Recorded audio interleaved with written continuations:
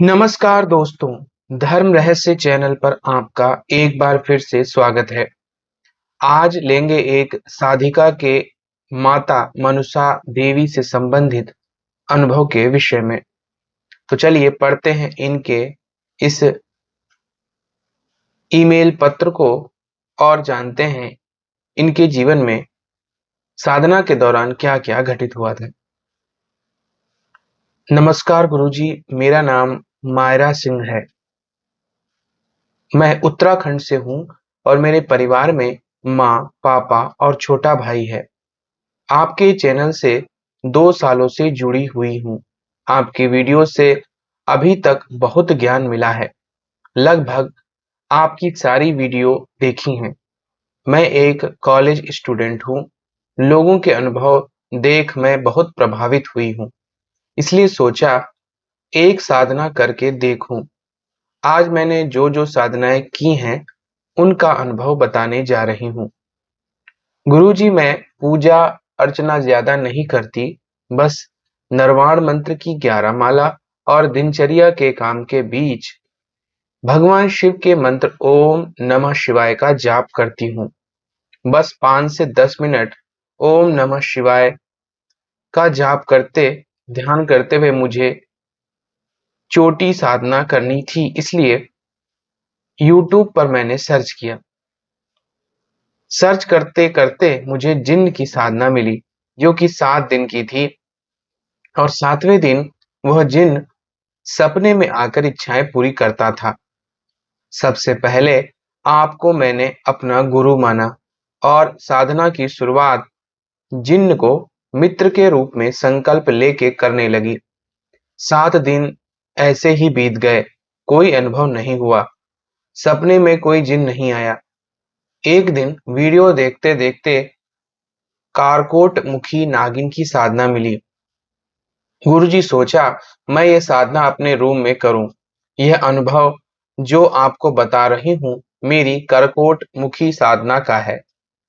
पहले शिव मंत्र 10 माला की, फिर नागिन का मूल मंत्र जप करने लगी। 21 दिन बीत गए, कोई अनुभव नहीं हुआ। ऐसा लगा कि क्या फालतू चीज लेकर बैठ गई हूं। कोई अनुभव नहीं हो रहा है। बाद में सोचा नहीं, देखते हैं आखिर करते रहने से क्या फर्क पड़ता है। गुरुजी, फिर उसी रात को मेरे सपने में नागिन आई। वो कमर से नीचे तक नागिन और शरीर का ऊपर का भाग नागिन का नहीं, मनुष्य का, वो मेरे सामने ही थी। वो विशाल रूप में मुझे डरता देख बोली, पुत्री डरो मत, तुम भी तो हम लोगों में से ही एक हो, डर कैसा। बोल नागिन रूप ले और विशाल रूप धारण किया हुआ था, जिसे देखकर मेरी नींद ही टूट गई। दूसरे दिन मेरे भाई को एक सांप दिखा, जो कि मेरे रूम की तरफ आ रहा था। उसने जाके माँ पापा को बुलाया। तब मामा भी आए और पता नहीं मामा की क्या दुश्मनी है सांपों से कि उन्हें देखते ही बेचारे बेजुबान को डंडे से पीट पीट कर मार डाला। यह देखकर मुझे बहुत बुरा लगा, इसलिए साधना ही गुरुजी, अब मुझे लगा सब कुछ नॉर्मल हो जाएगा, लेकिन मुसीबत तो आनी बाकी थी। कुछ दिन बाद सांप के काटने से मामा की मौत हो गई। हम सबको पता चल गया था कि यह सांप को मारने से हो गया है। फिर वो नागिन कभी मेरे सपने में नहीं आई। फिर भी मैंने हार नहीं मानी गुरुजी। एक दिन आपकी वीडियो देख रही थी। वो किसी का रतिप्रिया यक्षिणी का अनुभव था। उन साधक महोदय ने मंत्र दे रखा था। मंत्र इस प्रकार था, ओम ह्रीं रतिप्रिया स्वाहा। तो मैंने सोचा इस मंत्र का जाप करके देखती हूँ कि क्या होता है।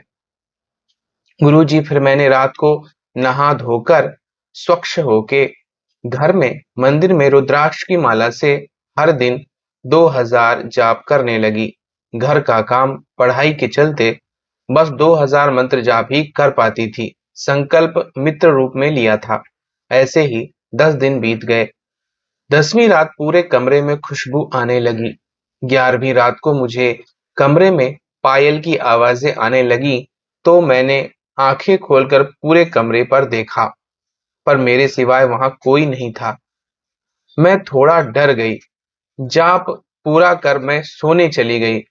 फिर 12वीं रात को जाप करते करते मुझे किसी ने पीठ पर टच किया, इसलिए मैंने आंखें खोलकर देखा पर कोई नहीं था। मैं हैरान हो गई, आखिर मुझे किसने टच किया। थोड़ी देर बाद घर की लाइट ही चली गई। बस भगवान जी के सामने जलता हुआ दिया, उसी का प्रकाश आ रहा था। थोड़ी देर बाद मुझे चेहरे के सामने कोई सांस लेता हुआ महसूस होने लगा। वो जो भी था उसकी सांसों को साफ साफ महसूस कर पा रही थी। देखने के लिए आंखें खोली तो सिट्टी पिट्टी गुम हो गई। गुरुजी, अंधेरे कमरे के कॉर्नर में दो नीली आंखें चमकदार मुझे देख रही थी। यह देखकर मैं पसीने से तरबतर हो गई। सर्दी का समय था। मुझे सर्दी में भी डर के मारे पसीना आ रहा था। अचानक वो नीली चमकदार आंखें गायब हो गईं। मैंने तब जाप पूरा कर लिया था। वहां से जल्दी से अपने रूम में जाकर के सो गई। फिर अगले दिन सोचने लगी कि आगे साधना करूं या नहीं, क्योंकि रात के डरावने अनुभव की वजह से मैं बहुत डर गई थी। रात होते होते खुद को समझाया कि कुछ नहीं होगा। जरूर यक्षिणी मेरे भय की परीक्षा ले रही है। इस चीज से डर के काम नहीं होगा, जो होगा देखा जाएगा। साधना तो करके ही रहूंगी। गुरुजी, फिर रात को आधा जाप ही हुआ था, तब किसी के हंसने की आवाजें आने लगी। तभी एक सफेद साया मेरे चारों ओर बहुत तेजी से घूमने लगा। यह देखकर मन में आया, यहाँ लोगों को इतने अच्छे अच्छे अनुभव होते हैं और मुझे इतने डरावने अनुभव हो रहे हैं। कुछ सेकंड बाद वह साया गायब हो गया। ये देखकर मेरी जान में जान आ गई।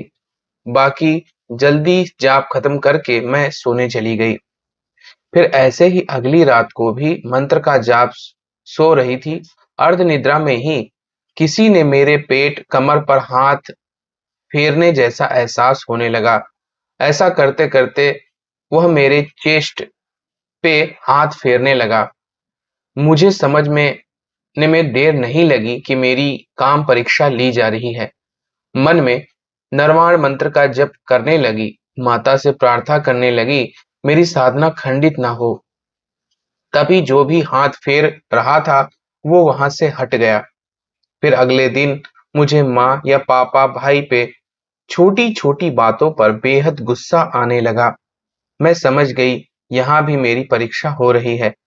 काम भाव नहीं तो क्रोध भाव से पराजित करने का प्रयास है। तो मैंने यह प्रयास भी विफल कर दिया। फिर अगले दिन कॉलेज के लिए निकली। रास्ते में पता नहीं जो भी मिलता मुझे देखता। घर पर भी माँ देख रही थी। उन्हें पूछा कि क्या हुआ, ऐसे क्यों देख रही हो। तो उन्होंने पूछा, तुम बहुत आकर्षक लग रही हो। फेशियल कब करवाया है और परफ्यूम भी आज लगाया है। इस पर मैंने कहा, मैंने ऐसा कुछ भी नहीं किया। खैर, मुझे देर हो रही है, मैं जा रही हूँ। गुरुजी, कॉलेज में भी मुझे सब लोग देख रहे थे। एक लड़का मुझे पसंद करता है। कैंपस में उसने मुझे प्रपोज भी किया, लेकिन मैंने मना कर दिया।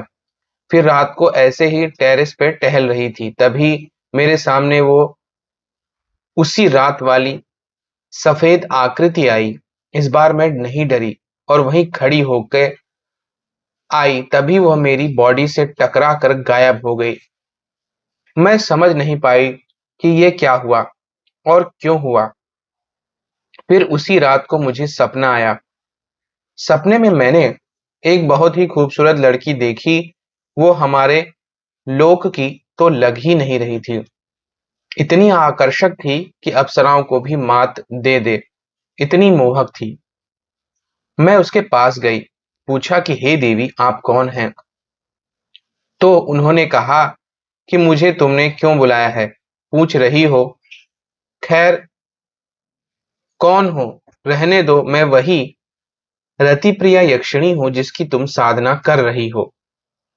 तुम भविष्य में उत्तम साधिका बन सकती हो, इसलिए तुम्हें कोई तांत्रिक साधना में हाथ डालने से पहले गुरु मंत्र प्राप्त कर अनुष्ठान संपन्न करना होगा।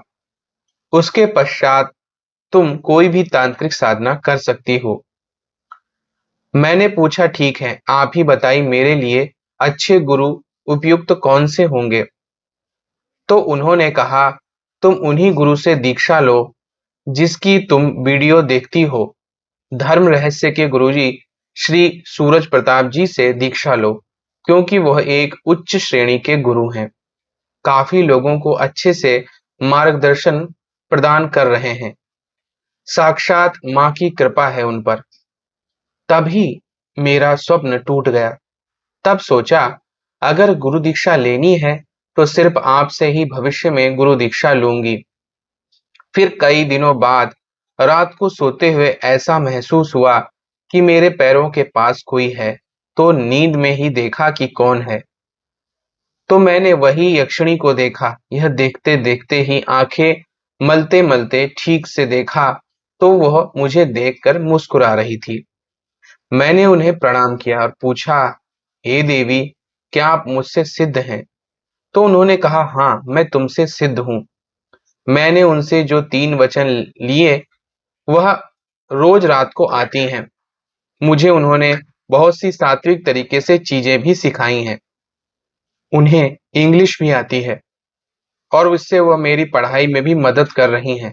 गुरुजी, एक दिन वो आई ही नहीं, ऐसे बहुत दिन गुजरे।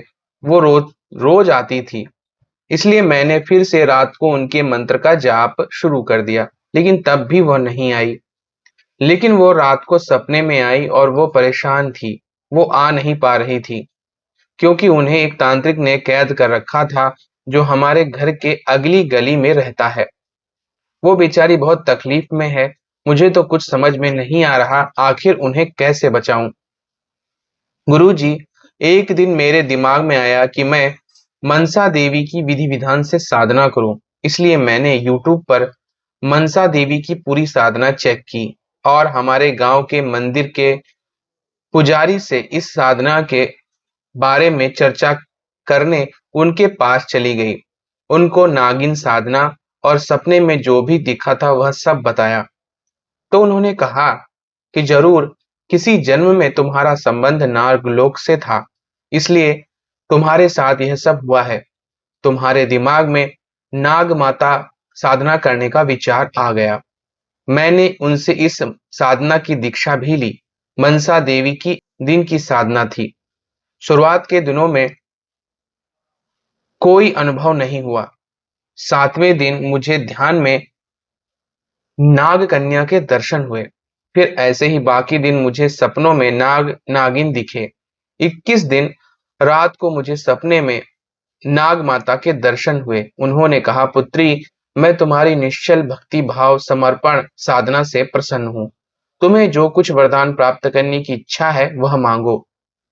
मैंने सुना था नाग माता हर इच्छा पूर्ण करती हैं, इसलिए मैंने बस मांगा कि मुझे इस दुनिया के पुरुषों में कोई दिलचस्पी नहीं है। मेरे सामने बहुत से रहस्य हैं, उन्हें जानना मेरी इच्छा है। मुझे जैसा चाहिए वैसा नागपति के रूप में चाहिए, क्योंकि नागिन साधना तो उतना कठिन नहीं जितना नागपति साधना है। उन्होंने कहा, अस्तु पुत्री, पहले तुम नागिन साधना करो। सर्वप्रथम तुम गुरु मंत्र का अनुष्ठान संपन्न करो। बाद में नागिन साधना आगे का मार्ग खुद ही खुल जाएगा। तुम्हारा अवश्य कल्याण होगा। इतना बोलकर वह अंतर ध्यान हो गई। गुरुजी, ये थे मेरी द्वारा साधनाओं के सच्चे अनुभव। अगर आपको पसंद आए हैं तो आप प्रकाशित भी कर सकते हैं। आप अपने हिसाब से शीर्षक दे सकते हैं। गुरुजी, मेरे कुछ सवाल थे, इनका उत्तर जरूर दें। गुरुजी, मैंने जो जिन्न साधना की, क्या वह विफल हो गई? क्या मुझे जिन्न के दर्शन नहीं होंगे? अब मैं उस तांत्रिक से रतिप्रिया यक्षिणी को फिर से कैसे हासिल करूं? वह मेरी बहुत अच्छी मित्र है। गुरुजी, अगर किसी जन्म नागलोक से संबंध है तो मनसा देवी का भक्ति का विचार आता है। अगर हाँ, ये तो मुमकिन कैसे है? यहाँ न जाने कितने लोगों को उनकी भक्ति करने की प्रेरणा मिलती होगी। तो क्या सबका पूर्व जन्म नागलोक से संबंधित होगा? गुरुजी, मामा को किस सांप ने काटा होगा? क्योंकि मामा ने उस सांप को मार डाला था और वह एक सांप ही आया था जो मारने। कृपया मेरे सवालों को हल करें। धन्यवाद। जय मां मनसा। तो देखिए, सबसे पहले जिन साधना असफल नहीं हुई, बल्कि आपके अंदर की ऊर्जा के कारण छोटी साधना जो आपके उपयुक्त नहीं थी, वह आपके पास आकर भी आपसे सिद्ध नहीं हुई है, क्योंकि आप निर्वाण मंत्र और भगवान शिव के मंत्र का जाप कर रही थी। रति प्रिया यक्षिणी को छुड़ाने के लिए आपको गुरु मंत्र की पूर्ण सिद्धि चाहिए, तभी यह शक्ति आपको वापस प्राप्त हो सकती है। क्योंकि जब आपके अंदर इतनी ऊर्जा होगी कि आप किसी दूसरे तांत्रिक के प्रभाव से उसे मुक्त कर पाएंगी। नागलोक से आपका संबंध अवश्य है, तभी आपके अंदर जल्दी सिद्धि प्राप्त करने की एक सामर्थ्य मौजूद है और अनुभव भी आपको जल्दी हो रहे हैं। इससे निश्चित रूप से आप माता मनसा देवी या नागिन साधनाएं या अन्य तरह की तांत्रिक साधनाओं में सफलता प्राप्त कर सकती हैं। और मामा जी को जिस सांप ने काटा था, वह उस सांप का बदला लेने आया था जिसका अंत आपके मामा ने कर दिया था। तो यह थे इनके अनुभव। अगर आज का वीडियो आप लोगों को पसंद आया है तो लाइक करें, शेयर करें, सब्सक्राइब करें। आपका दिन मंगलमय हो। धन्यवाद।